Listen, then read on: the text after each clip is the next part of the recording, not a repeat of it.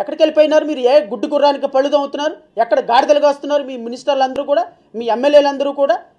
అంటే అంబేద్కర్ పేరు పెడితే మారణహోమం సృష్టించి వేలాది మంది వచ్చి ఇళ్ల మీద పడి కొట్టేస్తే ఆ కేసులు ఎత్తేస్తారు. ఎందుకంటే వాళ్ళ ఓట్లు మీకు కావాలి కదా, అమలాపురంలో మీకు వాళ్ళ ఓట్లు కావాలి. కనీసం అయ్యా జగన్మోహన్ రెడ్డి గారు ఇలా ఎత్తేయటం వల్ల మాకు రేపొద్దున ఇబ్బంది కలుగుతుంది, మేము రేపొద్దున ప్రజల దగ్గరికి వెళ్ళి సమాధానం చెప్పలేము, దళిత బిడ్డలను ఓట్లు అడగలేమన్న కనీస ఇంగిత జ్ఞానం లేనటువంటి మినిస్టర్లు, ప్రజాప్రతినిధులు మీరు ఏ విధంగా అంబేద్కర్ వాదులుగా జగన్మోహన్ రెడ్డి పోగుతాడు? మళ్ళీ ఆ పనికిమాలిన మేరుగా నాగార్జున మినిస్టర్ అంటాడు, నిజంగా అంబేద్కర్ విగ్రహాన్ని ఓపెన్ చేసిన రోజున కనీసం వాళ్ళ మాటలు వింటే అసహ్యం కలుగుతుంది. నిజంగా అంబేద్కర్ కనుక బతికుంటే వీళ్ళందరినీ తుపాకీతో కాల్చి పడేస్తాడు ఒక్కొక్క నీచుండి. అంబేద్కర్ని 125 అడుగుల విగ్రహం సాక్షిగా పచ్చి అబద్ధాలు.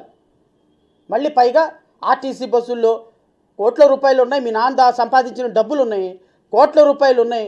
ఈ రాష్ట్రంలో 10 లక్షల కోట్లు అప్పు చేసి ఒక 5 లక్షల కోట్ల రూపాయలు ఆల్రెడీ సైడ్ చేసేశారు. ఈ రాష్ట్ర బడ్జెట్లో సంవత్సరానికి వచ్చే 2 లక్షల కోట్ల రూపాయల బడ్జెట్లో ఒక 40-50 వేల కోట్ల రూపాయలు అయిపోయినాయి. దండిగా డబ్బు ఉంది, డబ్బు ఏం చేయాలో అర్థం కాదు. ఒళ్ళు బాగా కొవ్వెక్కి పట్టినటువంటి మనుషులు ఉన్నారు.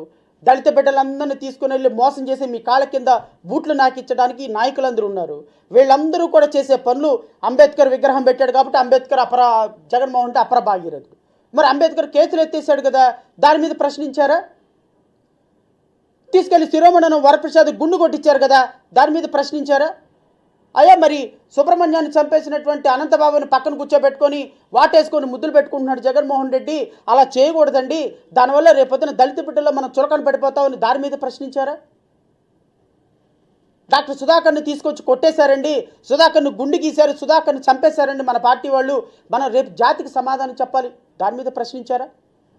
15,000 ఎకరాలు ఈ రాష్ట్రంలో దళిత బిడ్డల దగ్గర నుంచి నవరత్నాల పేరిట భూమిని లాక్కున్నామండి, కనీసం కడుపుకి అన్నం తినటానికి కూడా వాళ్ళకున్న భూమిని లాక్కున్నామండి, రేపొద్దున వాళ్ళు మనకు ఓట్లేరు, దాని మీద ప్రశ్నించారా?